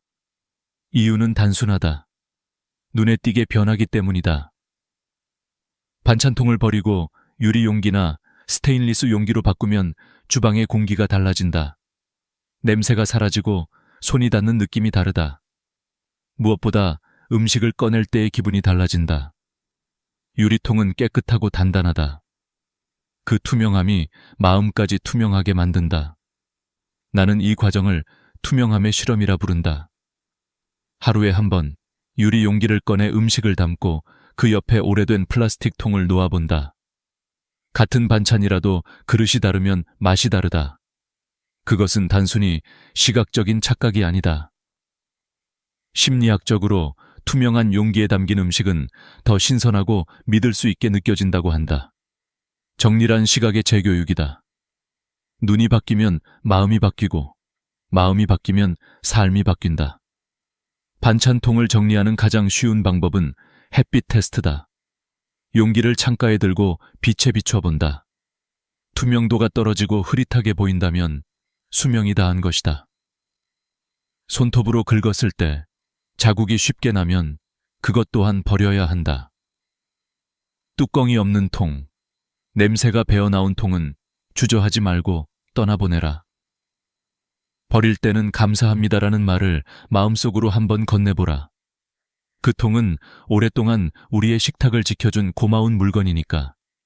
나는 한번 이런 실험을 했다. 한 어르신에게 오래된 반찬통을 모두 치우고 새 유리 용기로 바꿔드렸다. 그분은 일주일 뒤 내게 전화를 걸어 말했다. 이상하게 밥 먹을 때 기분이 좋아요. 음식 맛이 달라요. 실제로 그분의 혈압과 혈당 수치가 약간 안정되었다. 정리가 몸의 생리적 리듬에도 영향을 준 것이다. 뇌가 깨끗한 시야를 감지하면 스트레스 호르몬 분비가 줄어들고 식사 때 분비되는 위액의 밸런스가 정상으로 돌아온다고 한다. 깔끔한 식탁은 건강한 소화의 시작이다. 그러나 이 변화에는 또 다른 심리적 효과가 있다. 반찬통을 비우면 아까움이 아니라 감사함이 남는다. 우리는 너무 오래 절약의 이름으로 자신을 억눌렀다. 하지만 진짜 절약은 덜어내는 것이다. 덜어낼수록 관리 비용이 줄고 관리 스트레스도 줄며 남은 것의 가치는 높아진다. 이것이 정리의 역설이다. 이제 당신의 주방을 떠올려보라. 냉장고 속, 서랍 속, 찬장 안. 뚜껑이 없는 용기들이 서로의 짝을 찾아 헤매고 있다. 오늘 밤 단 15분만 시간을 내라. 모든 반찬통을 꺼내 햇빛에 비춰보고 상태가 나쁜 것부터 하나씩 버려라. 그리고 남은 용기는 크기별로 쌓아 정리하라. 뚜껑은 본체 안에 넣어두면 잃어버릴 일도 없다. 다음날 아침 주방 문을 열면 놀랍도록 깨끗한 빛이 들어올 것이다. 그 빛은 당신의 하루를 새롭게 열어줄 것이다. 정리란 결국 보이는 건강검진이다. 병원에 가지 않아도 주방의 상태만 보면 그 집의 건강을 알 수 있다. 냉장고와 반찬통이 깔끔한 집은 가족의 마음도 정리되어 있다. 나는 오늘 당신에게 이렇게 말하고 싶다. 이제는 음식을 보관하는 통이 아니라 마음을 담는 통을 바꿀 때입니다. 그리고 기억하라. 유리의 투명함은 단지 빛을 통과시키는 것이 아니라 사람의 마음을 투명하게 한다. 그 투명한 마음 위에 올려지는 밥상은 가족의 행복을 비추는 거울이 된다. 이제 당신은 또 한 걸음 가벼워졌다. 하지만 여정은 아직 끝나지 않았다. 다음 문 뒤에는 훨씬 더 은밀하고 당신의 하루를 훔치고 있는 존재가 숨어 있다.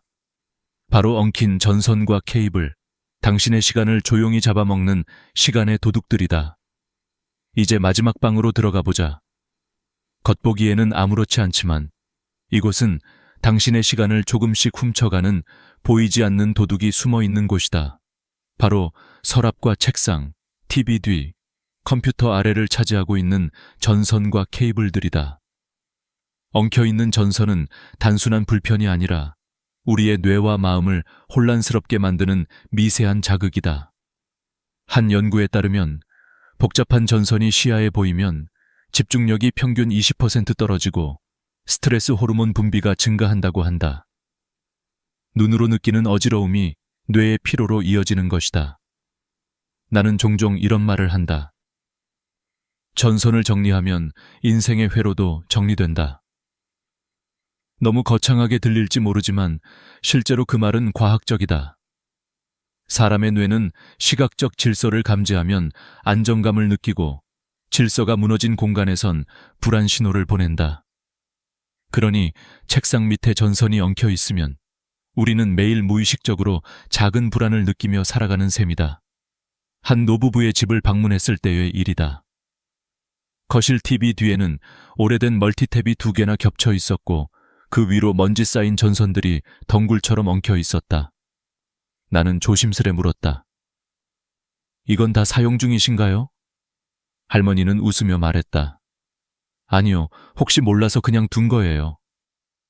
그 말에 나는 미소를 지었지만 속으로는 걱정이 앞섰다. 전선의 피복이 벗겨지고 플러그가 흔들리는 상태였다. 실제로 오래된 전선은 화재의 주요 원인 중 하나다. 서울 소방청의 통계에 따르면 가정용 화재의 30%가 전기 합선으로 인한 것이며 그중 대부분이 노후된 전선에서 발생한다. 그래서 나는 이렇게 조언했다. 지금 바로 이 선들을 정리해 봅시다. 함께 플러그를 하나씩 뽑으며 용도를 확인했다. 텔레비전, 인터넷 공유기, 조명 외에는 모두 필요 없는 전선이었다. 그중 절반은 이미 고장난 기기에 연결되어 있었다. 모두 모아서 한쪽에 두고 사용 중인 것만 남겼다. 그리고 남은 전선들은 케이블 타이로 묶고 라벨을 붙였다. TV, 조명, 공유기. 작업이 끝나자 거실은 마치 다른 공간처럼 환해졌다. 전선이 사라지자 그림자도 사라진 듯했다. 할머니는 그 모습을 보며 말했다. 이상하게 마음이 편해요. 이것이 전선 정리의 힘이다. 사람은 질서를 보며 안정감을 얻는다. 엉켜있던 선을 풀어내는 행위는 내 마음속 복잡함을 푸는 것과 같다. 나는 이 과정을 시간의 청소라 부른다. 우리는 하루에도 수십 번 전선을 정리하지 않은 대가를 치른다. 충전기를 찾느라 허비한 10분, 케이블을 풀다 짜증난 5분, 그리고 그 불편이 쌓여 하루가 흐트러진다. 하지만 반대로 전선을 정리하면 그만큼의 시간이 내 삶으로 돌아온다. 이제 당신에게 아주 간단한 실천법을 제안한다. 모든 전선을 한 곳에 모으고 현재 사용하는 전자제품과 연결해본다. 연결되지 않는 선은 과감히 버려라. 남은 전선은 투명한 상자에 종류별로 나누어 담고 라벨을 붙인다. 휴대폰 충전기, TV 케이블, 가전제품. 상자를 책상 아래 두면 찾기도 쉽고 정리도 쉽다. 중요한 것은 보이지 않게가 아니라 찾기 쉽게 정리하는 것이다. 감추는 정리는 금세 무너지고 구조화된 정리는 오래간다. 나는 이 과정을 몸의 순환과도 같다고 생각한다. 혈관이 막히면 몸이 아프듯 전선이 엉키면 집이 답답해진다. 전선을 정리하는 일은 집의 혈류를 바로잡는 일이다. 피가 잘 흐르면 몸이 건강하듯 전기가 잘 흐르면 집이 건강해진다. 이것이 전기위생의 기본이다. 그리고 꼭 기억하라. 전선을 정리하는 일은 혼자서도 충분히 할 수 있지만 가족과 함께하면 더 큰 의미가 있다. 손주와 함께 전선을 풀고 필요한 선만 남기며 이건 할아버지가 쓰던 거야 라고 이야기해보라. 정리 속에 세대가 연결되고 그것이 가족의 대화가 된다. 나는 마지막으로 이렇게 말하고 싶다. 정리는 단순히 물건을 버리는 행위가 아니다. 그것은 시간을 되찾는 기술이다. 엉킨 전선을 푸는 손끝에서 당신의 인생의 매듭도 함께 풀린다. 남은 삶을 더 단순하게, 더 가볍게, 더 안전하게 살기 위해 오늘 우리는 정리를 한다. 그리고 그 정리는 곧 자기 돌봄이며 사랑의 표현이다. 자, 이제 6번째 문까지 모두 지나왔다. 마음의 짐을 덜고 약통을 비우고 봉투와 종이 가방을 줄였으며 낡은 전자제품과 반찬통을 떠나보내고 마지막으로 시간을 훔치는 전선을 정리했다. 그러나 진짜 정리의 완성은 이제부터다. 물건이 아니라 기억을 비우는 일, 바로 서류 더미 속 과거와 마주하는 시간이다. 그 속엔 우리가 잊고 싶었지만 놓지 못한 이야기들이 있다. 다음 장에서는 그 마지막 정리, 인생의 철학이 담긴 종이의 정리로 들어간다.